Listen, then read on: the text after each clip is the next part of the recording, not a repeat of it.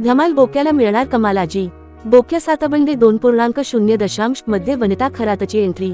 दिलीप प्रभावळकर यांच्या लेखणीतून उतरलेला आणि लहानांपासून थोरांपर्यंत सर्वांचा लाडका असलेला बोक्या सातबंडे पुन्हा एकदा रंगभूमीवर धुमाकूळ घालण्यासाठी सज्ज झाला आहे.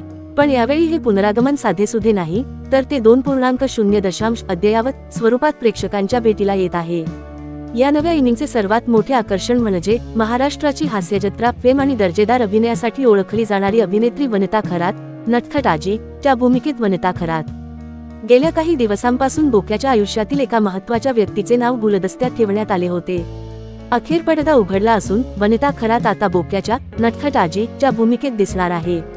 स्वतःची वेगळी ब्रँड व्हॅल्यू निर्माण केलेल्या वनिताच्या येण्याने नाटकात विनोदाची आणि प्रेमाची अधिकच रंगत वाढणार आहे. आरुष बेडेकरचा खोडकर बोक्या आणि त्याला साथ देणारी वनिताची कमाल आजी ही जोडी रंगभूमीवर काय धमाल करते हे पाहणे औत्सुक्याचे ठरेल.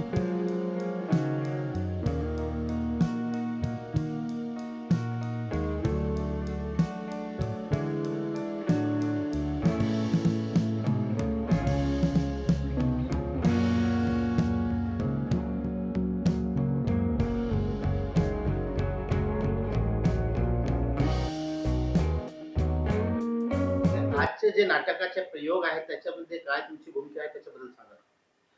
नमस्कार, मी आरुष प्रसाद बेडेकर.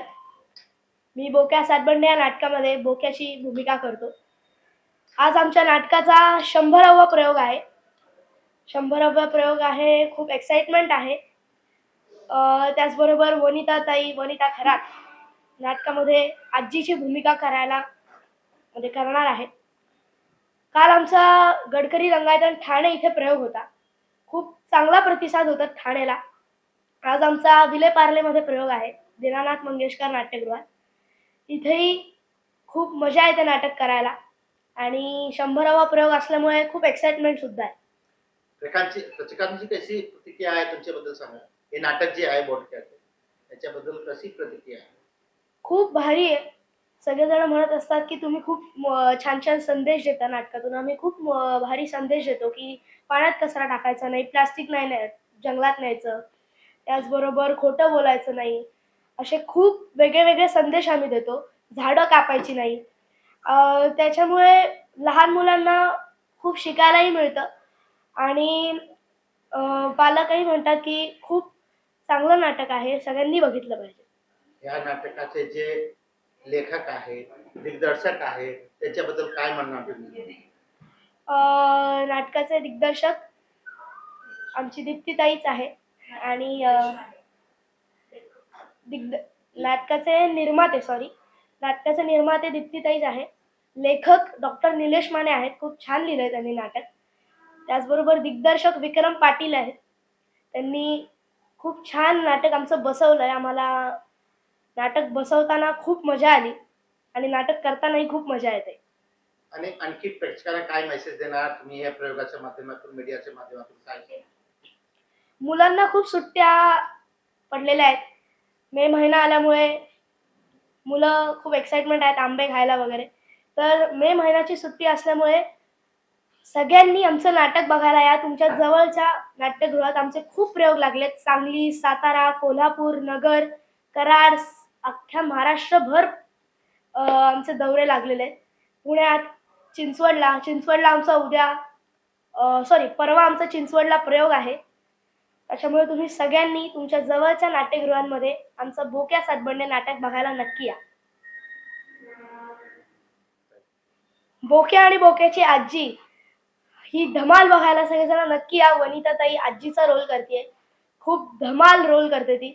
खूप मजा येते तिच्यासोबत काम करताना. ती जेव्हा स्टेजवर येते स्टेज हादरून टाकते पूर्ण. खूप मजा येते तिच्यासोबत. नाटकातले खूप असे भाग आहेत ज्याच्यामध्ये तिच्यासोबतचं प्रेम, तिच्यासोबतची मस्ती आणि तिच्यासोबतची धमाल असे वेगवेगळे कॅटेगरीज आहेत.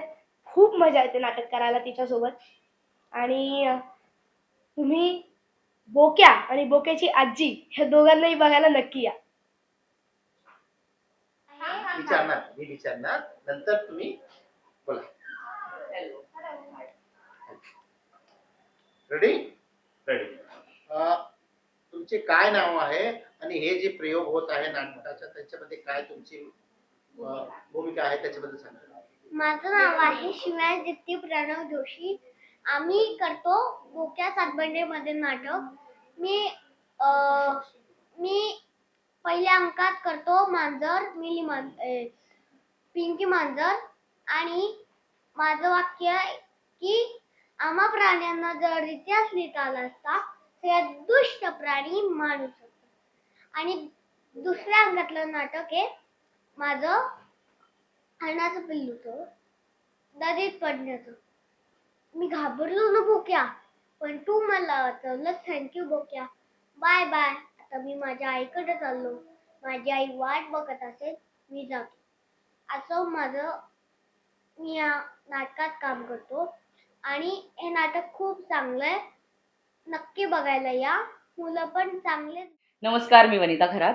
मला बराच वेळ लहान मुलांसाठी रंगभूमीवर काहीतरी करायचं होतं आणि मध्यंतरी प्रणव माझा खूप जुना मित्र आहे आणि बोक्या सातबंडे हे खूप गाजलेलं काही नाटक म्हणूया आपण, सिनेमा आलाय बोक्या सातबंडेवर.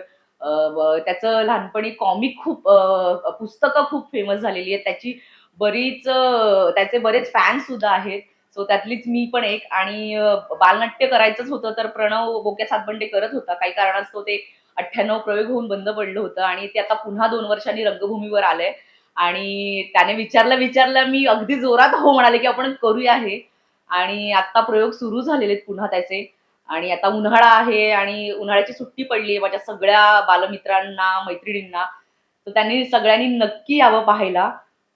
तू मला करतानाच खूप मज्जा येतेय, तुम्हाला पाहताना सुद्धा नक्की मज्जा येईल.